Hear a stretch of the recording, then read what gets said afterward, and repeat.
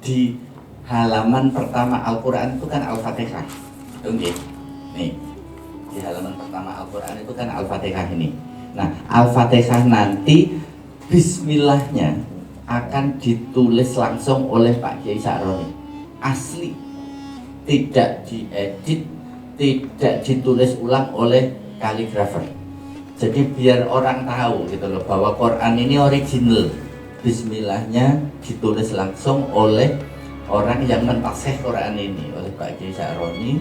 Rencananya nanti yang tengah, yang 15 atau yang akhir, nanti waliyatalataf atau sadaqallahul adzimnya nanti Gus yang akan menutup tulisan itu, dan tulisan tangan asli.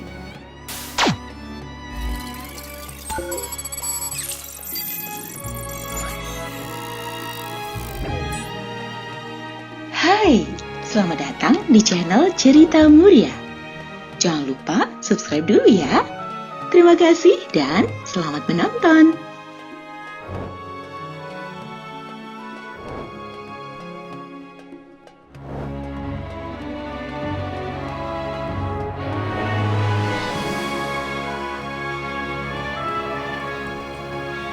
Assalamualaikum warahmatullahi wabarakatuh. Teman-teman, mohon maaf karena macet. Begini, ini saya mencoba menggunakan bahasa yang lain ya. Jadi karena ini memang Quran, mohon maaf Pak Najib menggunakan bahasa-bahasa teknis perkitaban, mungkin ngutipnya aja susah ya mungkin.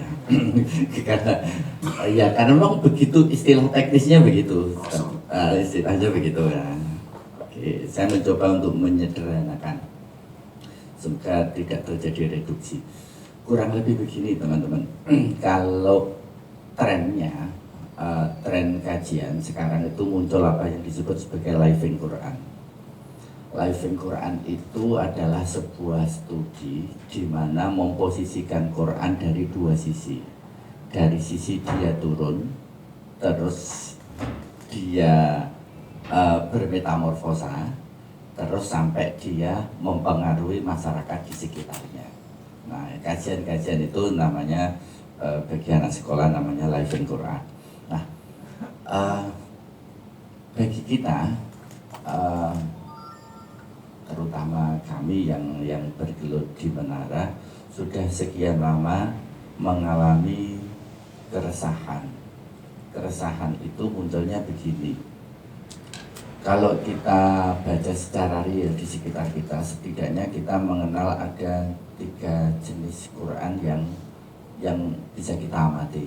Satu, Quran yang ditulis tangan, mulai dari ukuran yang terkecil sampai ukuran yang terbesar. Yang terkecil menjadi jimat, yang besar menjadi monumen, prasasti, dan begitu. Itu Quran ditulis tangan. Lalu yang kedua ada Quran cetak, Quran yang diterbitkan dan dicetak secara modern oleh percetakan. Lalu yang muncul terbaru lagi Quran digital. Quran digital ini juga semakin banyak lagi, mulai dari aplikasi komputer sampai aplikasi HP, tiga-tiganya. Oke, 3 jenis Quran ini semuanya beredar, tetapi orang jarang bertanya itu source utamanya dari mana. Nah, yang paling banyak beredar tentu yang gaya Saudi Arabia, karena dia didukung modal yang besar. Setiap jamaah haji umroh dikasih Quran, maka Quran itu menjadi paling besar dilihat dari volumenya yang tersebar di dunia.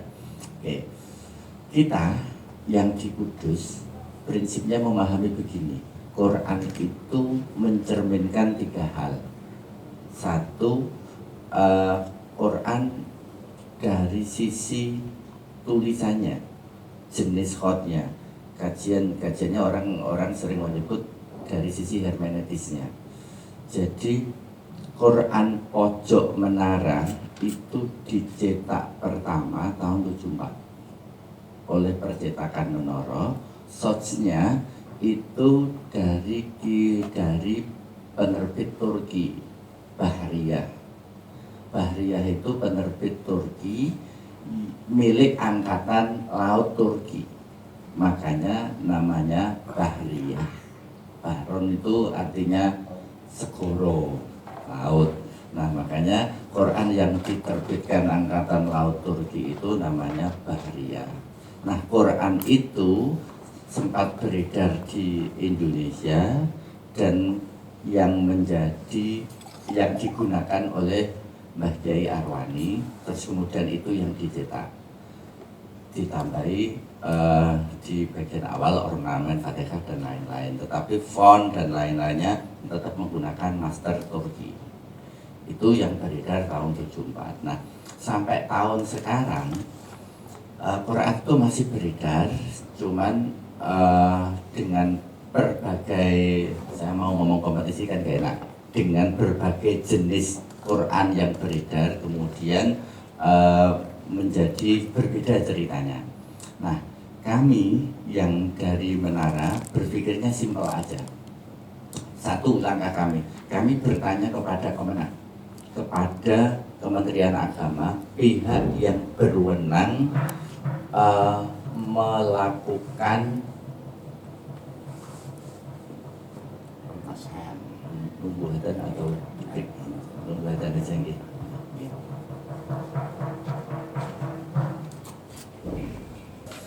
Jadi dalam rangka Living Quran Menara Kudus itu kita melaksanakan 3 langkah. Langkah pertama adalah uji validitas. Uji validitas itu tentu kita kontak dengan Lajnah Pentashehan Mushaf Al-Quran Kemenak yang punya stempel. Kita bertanya, apakah Quran ini barangnya Bapak Ibu di sini ditulis cetakan Al-Quran ini telah diperiksa dan ditaskeh oleh 1 Mbah Kyai Arwani, 2 Mbah Kyai Hisam, 3 Mbah Kyai Sa'roni. Ini ada tanda tangan beliau bertiga. Nah, kalau gitu ya. Nah, pertama kita kontak dengan Kemenak. Apakah Quran yang telah ditangani ulama-ulama Kudus ini sesuai standar nasional Quran Indonesia atau tidak? Langkah pertama itu. Dan jawabannya sungguh melegakan. Jadi Quran SNI kabarnya begitu. Nah, Quran SNI itu ada 3. Satu, Quran yang diterbitkan oleh Kemenak sendiri, hasil workshop dia tahun 74 sampai tahun 83, itu 1. Terus yang kedua, Quran ini, Quran yang diterbitkan Menara Kudus, tapi bukan Yayasan Menara Kudus ya, Quran terbitan Menara Kudus yang disebut Quran Bahriyah ini. Ini jenis kedua yang dianggap SNI oleh negara. Dan yang ketiga, Quran Braille untuk teman-teman disabil, teman-teman difabel. Nah, setelah dapat itu artinya secara hermeneutik clear bahwa Quran ini valid untuk dilakukan penulisan kembali atau dilakukan apa. Kenapa pilihannya penulisan kembali? Ya karena Al-Quran itu nggak punya hak cipta. Hak ciptanya Allah Subhanahu wa Ta'ala. Kan nggak ada yang ngarang Quran itu. Nah, Kanjeng Nabi juga belum sempat mempatenkan kan. Nah, sehingga ini milik semua umat Islam. Tetapi yang bisa dipatenkan adalah jenis tulisan, khot Arial, Nyuroman itu. Nah, dalam bahasa Arabnya namanya khot. Nah, itu ada aspek teknis besok malam yang akan kita bicarakan. Tetapi bahwa jenis tulisan ini adalah paten pemilik yang nulis. Nah, untuk Menara Kudus kita memilih Nasakh Syauqi. Engko nek menawa kutip di editor ada ya, biar nggak salah tulis ya. Nasakh Syauqi gitu. Itu font yang akan kita gunakan untuk penulisan kali ini, sehingga nanti hak ciptanya milik YM3SK, milik Yayasan Menara. Karena ini merupakan sudah SNI, maka kita hanya merubah font. Di luar itu tidak, harokat, huruf, tanda baca, wakof, dan lain-lain semuanya persis, hanya beda font, itu aja. Nah, karena setebal ini 6666, kita akan timeline kita akan launching final itu pada perayaan taksis Masjid Al-Aqsa pada Kirab Banyu Penguripan, launching finalnya. Jadi pergi 19 Rajab 1442, miladinya saya belum ngecek tanggal berapa ya, itu 19 Rajab itu ya, tapi berkisar Maret lah, berkisar Maret 2020, sehingga kami punya waktu 5 bulan untuk kerja kolosal menyelesaikan penulisan ini dengan gaya kita, dengan menggunakan font Nasakh Syauqi. Itu satu, validitas Rosem. Validitas Rosem itu ya ilmu tentang penulisan Quran, mulai jenis tulisan, harokat, wakof, dan lain-lain, itu Rosem. Tapi berdasarkan komunikasi kita dengan Lajnah Taskhih Al-Quran Kemenak, ini valid sebagai SNI. Yang kedua, Quran itu kita memahami ada unsur estetik, termasuk itu juga bukan hak ciptanya siapa-siapa. Estetik itu ini Bapak Ibu, border di kiri kanan Al-Quran ini kan Quran kan selalu ada bordernya, terus cover, terus ini bagian cover luar, cover dalam. Ini juga tergantung pada yang nulis. Karena ini milik menara, maka seluruh aspek estetisnya itu menggunakan menara. Jadi cover luarnya nanti menggunakan menara. Cuman ini masih disembunyikan biar wow gitu loh, masih belum. Tapi cover luar Al-Quran nanti bernuansa menara, dan memang menara. Tapi entah foto, entah itu grafis, itu tim artistik yang sedang bekerja. Yang kedua, cover dalam kita menggunakan gerbang Aryo Penangsang, gerbang pintu masuk menara. Jadi kita bayangkan ini betul-betul kita aspek kultur, aspek estetisnya bergaya menara. Kalau Pak Najib tadi bergaya Nusantara Kudus gitu loh, bukan Nusantara Melayu, bukan Nusantara mana-mana, tetapi bergaya Nusantara Kudus. Cover luar menara, cover dalam gerbang Aryo Penangsang. Bordernya menggunakan rumah adat ini nanti. Border kiri kanan Quran bergaya rumah adat, entah yang diambil sokonya ini atau apa, karena kalau lihat kita rumah adat Kudus itu kan di situ ada cengkehnya, ada tembakonya, ada parijoronya, semua serba Kudus pokoknya. Sehingga ketika betul-betul nanti jenengan pegang Quran menara itu resonansi Kudus itu kental. Resonansi Kudus, dan ini juga dalam tanda kutip catatan untuk mushaf yang beredar. Ini kan nggak ada gaya lokalnya, kan nggak ada. Ini yang nampak adalah Timur Tengah, kurang lebih begitu. Sehingga tunggu 5 bulan lagi, nanti di tangan Anda bisa muncul nuansa lokalnya akan muncul. Tapi lokal dalam hal ini Kudus, nuansa Kudusnya akan muncul. Secara detail teman-teman artistik dan teman-teman kaligrafer besok malam Rabu akan mendemonstrasikan di Halakoh.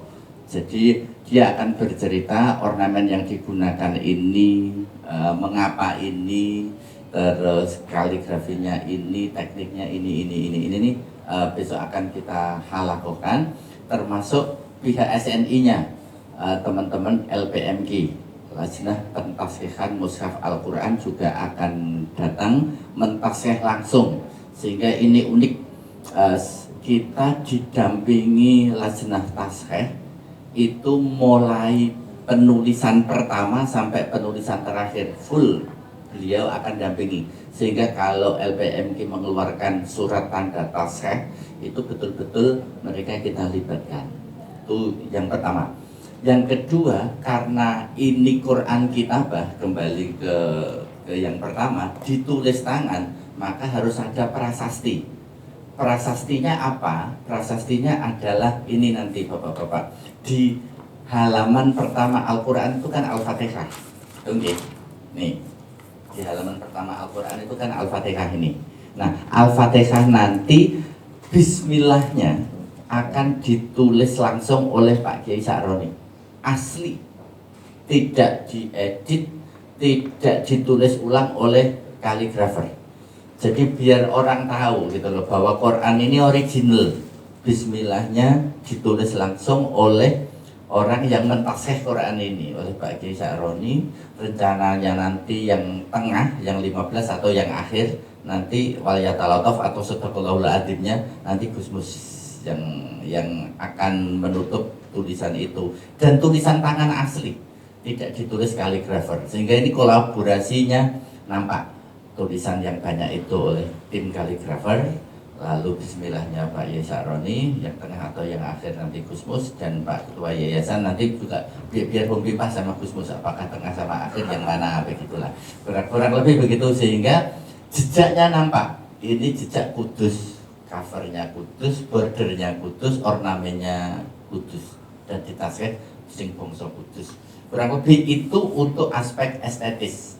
Lalu sing terakhir adalah aspek kultural, aspek bagaimana membumikan Quran itu. Oleh karena itu, dengan 3 variasi Quran, maka tentu yang pertama adalah kitabah, writing ya, yang ditulis tangan ini nanti yang akan menjadi prasasti. Next levelnya, next time, Quran yang kitabah ini akan menjadi Quran reading, Quran yang dicetak oleh penerbit, oleh percetakan, dan itu dipublikasikan untuk umum. Di situ yang kita maksud bahwa ada aspek kulturnya. Orang akan terbiasa dengan Quran bergaya Kudus, bergaya Nusantara, tidak lagi kemudian bernuansa Arab murni. Khotnya tetap Arab, kan gitu toh, biar kita tidak dianggap anti Arab, nanti ada yang tersinggung juga. Jadi khotnya tetap Arab, bahasanya Arab, tetapi cover, border, dan aspek estetisnya bergaya Nusantara gitu, biar adil kan begitu. Nah, setelah Quran edisi cetaknya nanti muncul, yang terakhir adalah bagaimana, karena ini era milenial, kita akan melangkah ke versi digital. Versi digital juga Quran ini kita digitalisasi, sehingga yang ada di bapak-bapak ibu itu nanti bukan lagi Quran gaya Saudi, tetapi Quran yang memang bergaya Kudus. 3 pekerjaan ini yang akan kita selesaikan. Semoga setidaknya di yang satu, yang Quran writing itu, Quran kitabah itu akan selesai dalam 5 bulan, dan kita launching besok pas hari jadi Menara Kudus 19 Rajab 1442. Itu kira-kira gambaran besarnya, sehingga acara 3 hari ini maraton Bapak Ibu. Yang pertama hari ini kita mulai dengan pengumuman ini, press conference. Lalu besok kita akan mencoba merekrut teman-teman muda untuk menulis kaligrafi Quran. Besok itu ada 50 berapa yang sudah daftar, kita kompetisikan sehingga nanti muncul kader-kader muda yang terbaik untuk penulisan Quran. Lalu malamnya kita bedah konsep Quran Menara itu kayak apa, mulai dari validitas teks sampai validitas isi, nanti kita bicarakan. Dan acara puncaknya ini yang tidak boleh dilupakan Bapak Ibu, acara puncaknya adalah nulis langsung oleh Mbah Kiai Sa'roni, langsung di bawah kaki menara. Jangan salah jangan salah hadir, bukan di sini, tetapi langsung di bawah menara, biar sejarah bersaksi bahwa Quran Menara ini ditulis oleh Kiai Menara di bawah kaki menara. Nah, itu sebuah peristiwa yang sangat langka. Itu hari Rabu sore. Sehingga kalau kemudian sebagai saya sering pada ketika meme ini sudah keluar, saya ditanya, lalu Quran yang diterbitkan oleh Menara Kudus itu Quran apa ya? Ya saya hanya jawab, ya Quran Menara. Ya Quran Menara. Ini bukan pure Arab, bukan pure Nusantara. Lalu mazhabnya apa? Ya mazhab kita, mazhab Menara. Di situ mengakomodasi Rasul Utsmani, juga mengakomodasi Rasul Imla'i. Kita disebut Bahriyah oke, disebut Utsmani oke, disebut Nusantara oke, disebut Arab oke. Ya inilah Quran Menara. Kurang lebih begitu, teman-teman. Jika ada yang mau diperjelas, atau kalau sudah jelas ya selesai. Mungkin karena rapat paham. Gitu. Ya, monggo. Terima kasih Pak. Ini ya tak kira ini sebuah ide yang cukup ambisius dari Menara untuk sebuah Bahasanya ambisius ya.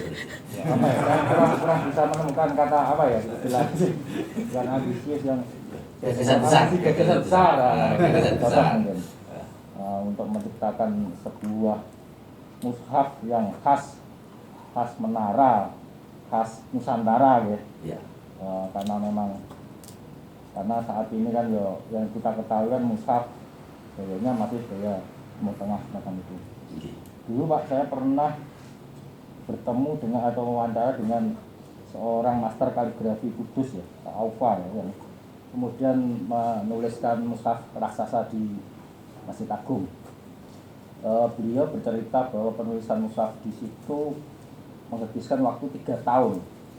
Kemudian saya berpikir kalau untuk proyek di Menara ini dengan jangka waktu 5 bulan mungkin enggak gitu.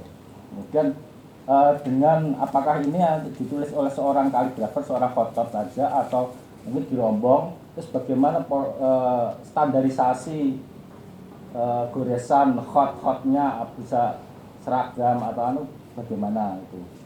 Kemudian saya juga apresiasi kalau nanti untuk pencetakan untuk tampilannya itu nanti akan juga mengakomodir ornamen-ornamen lokal. Itu mungkin bayangan saya juga bagaimana sih nanti Quran mushaf menoro itu. Ya. Penasaran toh? Kan nanti juga sebuah ya.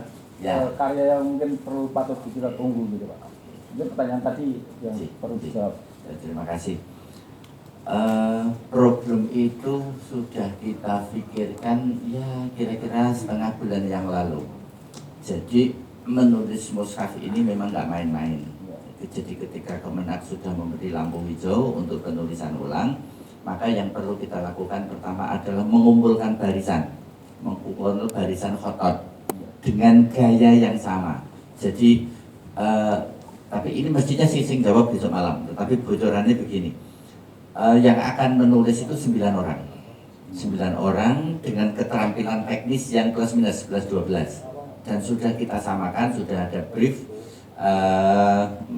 gaya penulisannya. Besok kita demokan nggak apa-apa. Sehingga perbedaan antara satu orang dengan yang lain itu tidak begitu nampak. Karena memang kemampuan standarnya sama. Karena fontnya sama, menggunakan naskah Saudi. Jadi dengan font yang sama, dengan kemampuan teknis yang kurang lebih sama, maka kita hitung one day, one halaman. Jadi rumusnya sudah jadi. Kalau mereka hari itu cowok semua berangkat ya. Nah kalau hari itu dia ada udut ya kodok begitu. Sehingga satu hari satu halaman itu terkumpul 4 bulan sekian, yang lain nanti finishing, sehingga kita optimis pada 19 Rajab itu selesai. Standarisasi kita adalah standar skill clear. Standar spiritual adalah standar spiritual tadi malam sudah dimulai, minta izin sama Kanjeng Sunan tadi malam sudah, lalu permulaannya Mbah Kiai Sakroni langsung di bawah kaki Menara seluruh tim. Dan tidak boleh menulis mushaf kecuali dalam keadaan suci. dengan menutup aurat, jangan dibayangkan tulisannya terus kayak seniman sing riwe-riwe enggak. Nah, gitu. Kita punya standar etik dan standar spiritual yang harus dilakukan oleh kaligrafer kita. Mohon doanya, mohon supportnya, termasuk Pak Najib ini yang QC-nya. QC-nya nggak main-main, tintanya aja sampai import dari Jepang aja muter lewat Imrik itu ya dilakoni. Nah, karena memang kita tidak mau Quran kita Quran yang ecek-ecek gitu loh. Jadi semuanya menggunakan standar kualitas sehingga nanti kalau kita ubah menjadi film dicetak atau kita digitalisasi itu juga memenuhi standar quality yang jelas. Kira-kira itu. Tapi yakin, mohon doanya, ini sudah kita simulasikan, sudah kita hitung, insya Allah 19 Rajab selesai. Secara matematik nih, kalau Mas Alfa tadi seorang diri menulis dalam 3 tahun. 3 tahun itu sama dengan 36 bulan. Kalau dibagi songo itu adalah 4. Oh, hampir Selama matematiknya seperti itu. Ya. Jadi kita masih visible. Umpamanya enggak, nanti gampang lah. Kita ini apapun ya, kami tidak ingin kejar tayang. Ya. Ya. Soalnya dulu waktu beliaunya bercerita itu kan juga seperti kata Pak Jalil, ada aspek spiritual yang mungkin satu ketika ada penulisan yang bisa cepat, ada akalanya dalam satu kalimat aja berhari-hari gitu kan. Katanya kan juga setiap huruf itu malaikat ada yang menjaga gitu Pak. Jadi itu kan ya semoga ini sukses untuk mencapai tujuan. Karena tadi malam sudah minta izin, itu bisa membaik. Terus kemudian Pak tadi soal material kertas yang digunakan, apakah tadi sebutkan plano ya Pak ya? Jadi Plano, begini, atau nggak ada jadi kertas terus terang seperti aja begini. Pak? Sebenarnya yang direkom oleh teman-teman, ya setelah banyak kesana kemari itu super milky kertas jenisnya itu kertas impor. Cuman ternyata tidak ada ukuran plano. Plano itu 79 kali 109. Nah, kemudian cari berkali-kali kan jadi akhirnya ketemulah kertas art paper. Paper ya. Art paper hanya bukan yang glossy, yang doff. Itu dengan tebal 150 gram. Sempurna. Yeah. Bertahan cetak ya, ngerti kertas. Dan nanti begini, mungkin udah pertanyaan secara teknis. Nah, nek Quran kan molak malik. Masa nek ditulis wali piye? Rusak apa enggak yang di belakangnya? Ini kita sudah melakukan satu teknis yang akan jadi satu muka, cuma nanti akan dilem. Oh. Ada lem khusus untuk itu. Sudah melalui sekeriangan workshop pokoknya. Kemudian mengenai masa tadi yang namanya rosem itu ilmu tulis menulis. Contohnya begini, apa siroto ya itu pakai alif atau enggak? Nah itu sama-sama rosem gini. Rosem Utsmani itu tulisan yang pada nyaman Sayyidina Utsman. Kita tahu pada saat itu belum ada harokat, belum ada titik, sehingga si Imam 7 itu bisa membaca semua. Si moco apa wae iso karena orang titik orang harokate kan begitu. Nah sekarang ini ya ada madhab macam-macam ya, ada madhab yang namanya Adani, madhabnya Abi Dawud, tapi semalam urusannya. Nah dari segi khotnya kaligrafi ini pada umumnya tulisan-tulisan yang untuk umum itu, kalau misalnya di buku itu rata-rata surat mirat itu pakai kami roman gitu. Tapi kalau dalam kaligrafi itu khotnya khot nasakh. Nah nasakh ini ada beberapa jenis. Nah yang dipakai adalah nasakh Syauqi. Zaman dulu itu khotnya pakai kufi. Kufi yang model kotak-kotak. Nah tapi pada umumnya sekarang ini hampir semua mushaf yang dicetak itu menggunakan khotnya khot nasakh. Dan bahkan kalau pemenak itu sekarang dia ini menciptakan font sendiri, membuat font sendiri karena era digital. Jadi kita nggak ingin ke sana. Yang penting ini kita tulis ulang, jadi persis apa yang boleh Quran ini. Dan contoh misalnya Saya kasih contoh ya, perbedaan yang mencolok menurut Fatihah misalnya. Maka Bismillah, ini sama-sama mengaku sebagai Rasul Utsmani. Nek kalau Rasul Utsmani itu mazhabnya Abu Dawud, itu yang sangat familiar dengan kita. Nek Allah kayak nulis komputer, Andres alif lam lambat, muncul sida dan anak alif yang mundur ngakit. Itu adalah mazhab Adani. Nah, tapi ada juga Quran yang dia ini model Utsmani juga, karena Utsmani ini tidak berbicara harokat sebenarnya. Nah, Allah lam jalalah itu nganggo fathah biasa. Itu yang dikenal dengan mazhabnya mazhab Abi Dawud. Contoh yang pertama, contoh yang kedua yang paling gampang itu siroto tadi. Kalau mazhabnya Adani, siroto pakai alif, sod, ro, alif, to. Tapi kalau mazhabnya Abi Dawud, ya itu siroto anggo alif bengkong, alif ngasih mundur. Orang alif ini ada, tapi alfatnya dibaca panjang. Ini sekedar contoh. Nah, maka itu saya menegaskan lagi, mungkin dia pertanyaan, apakah dulu Mbak Arwani, Mbak Ihsan dan Mbak Saroni itu menyepakati ini itu prosem sing piye? Kita tak usah peduli sebetulnya ya gaya wong telu iku. Jadi artinya itu apakah akhirnya kemudian Kemenak menyebut Baria bagi kami ya peduli amat. Nek cara bahasa saiki EGB sebenarnya gaya gini udah. Saya mungkin sudah dikoreksi oleh ketiga tokoh beliau ini yang mau tidak mau akhirnya kemanapun meresmikan sebagai standar Quran nasional. Dan bahkan kami punya keyakinan, ya bisa aja tanyakan langsung. Jangan-jangan yang saat kemenang itu juga acuannya juga dari sini. Iya gitu.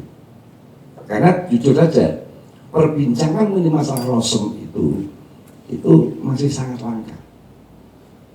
Rosem itu bukan hot ya, rosem itu cara nulis tadi. Nek siroto pakai alif enggak, as-sholata pakai alif pakai wawu, itu yang namanya rosem. Perbincangan tentang rosem ini masih sangat longko. Sehingga bagi kami ya jawabannya di madhab kok madhab noro wis sudah. Apa jarane Bahriyah cara Kemenak, darane apa ya nek cara kasarane EGB. Sebenarnya itu madhab penoro yang telah dikasih oleh ketiga beliau ini, dan kami ingin melestarikannya. Prinsipnya itu aja. Termasuk kami mencari narasumber itu susah mas. Narasumber saya mencari dokter yang spesialis rosem itu susah. Jadi kalau dokter tafsir banyak, tetapi dokter yang meneliti rosem, meneliti tulisan itu susah, aturan nulis itu susah. Tapi untungnya dapat. Jadi Mas Arifin itu dokter rosem. Jadi disertasinya itu dia membandingkan mushaf Nusantara dengan mushaf Saudi dari sisi rosem, dari sisi ini itunya. Sehingga ya besok beliaunya sudah confirm datang. Sehingga mungkin ceritanya itu ya mungkin kayak mungkin bohong karena itu sangat-sangat teknis. Sangat-sangat teknis, tetapi sebagai bentuk keseriusan kami sampai kami mencari peneliti pun peneliti rosem, peneliti mushaf, bukan tafsirnya, tetapi memang tulisannya itu, karena tema kita mbabar mushaf. Nah, lagi-lagi kita juga menggunakan istilah Jawa mbabar. Nah, mbabar itu menggelar, menulis, mengornamen, itu namanya mbabar. Makanya, dan ini sudah ada, maka kita babar ulang. Semoga dengan babar ini membawa berkah untuk kita semuanya. Kurang lebih begitu. Itu nih, teman-teman cukup ya. Cukup. Assalamualaikum warahmatullahi wabarakatuh.